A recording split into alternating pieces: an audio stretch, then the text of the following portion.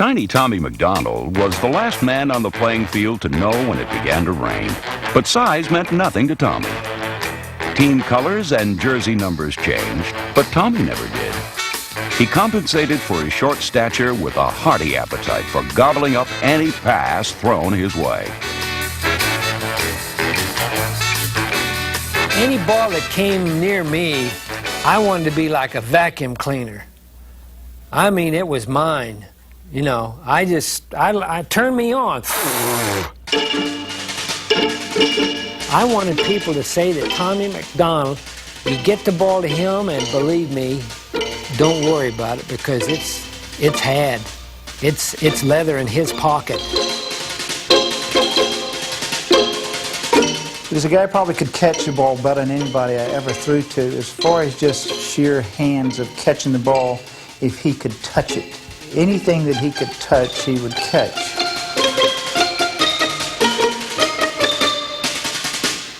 For a guy 5'10" and 178 pounds, I would say that, and as a receiver, I think Tommy was the best I ever saw. McDonald thought he saw better with no face mask, and was the last man ever to play without one. This invited trouble from surly defenders who tried to knock the fight out of this mighty mite. How many times I hit Tommy McDonald, and how many times I thought I killed him, and how many times he got up before I did. And it was a game. I used to watch him in the film and I think, well, that little snot, look at him bounce up. He's not going to bounce up this time. And he'd be up fixing his shoulder pads and running back to huddle, and you're laying there hurting. Just more guts and sense.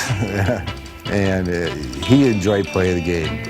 He'd come across the middle and he'd be smiling while he's running. And most of the guys today, you can see the fright in their eyes.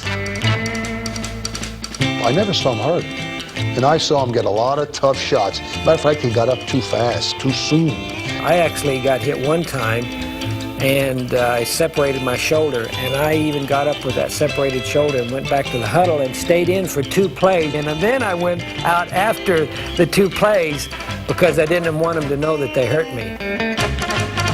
When it came to expressing his emotions, McDonald was not nearly as secretive.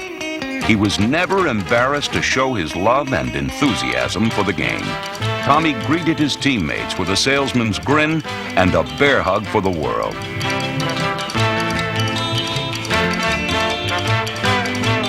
He was crazy. I mean, he'd do anything. I've seen him run at the 4th floor of the Hershey Community Club.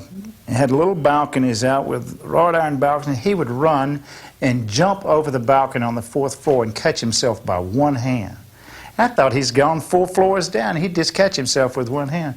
He was a wild man, and everybody thought that he was always inebriated and he never took a drink.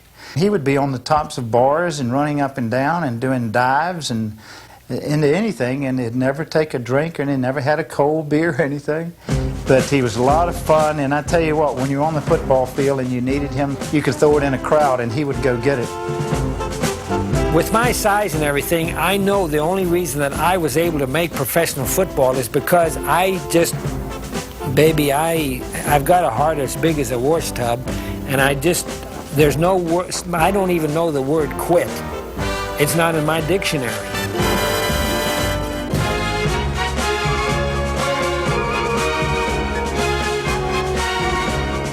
I just wanted a quarterback to be able to say to me that when he was in trouble and he needed something,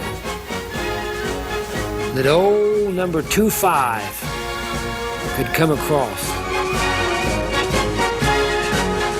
Perhaps no player showed more lust for life or gift of grab than mini maverick Tommy McDonald.